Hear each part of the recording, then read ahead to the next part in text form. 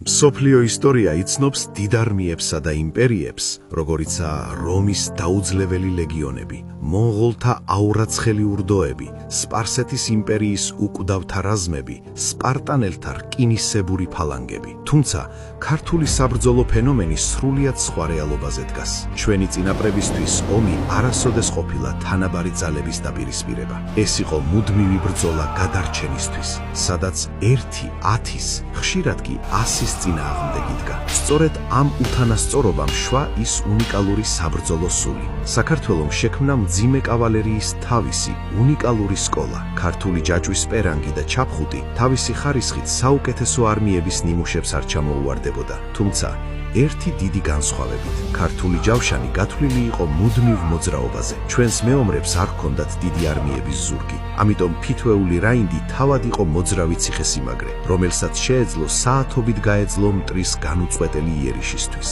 ქართველი მეომრისთვის ბრძოლის ველი ხშირად ტრაგედიის ადგილი იყო, მაგრამ სწორედ ამ უთანასწორო ბრძოლებმა შემოგვინახა თავისუფლების წყურვილი. ჩვენი ისტორია გვასწავლის, რომ გამარჯვება ყოველთვის მოწინააღმდეგის განადგურებას არ ნიშნავს. ხანდახან ყველაზე დიდი გამარჯვება ისაა, რომ მრავალ საუკუნოვან ქარტეხილებს გაუძლო და დღესაც აქ იდგე.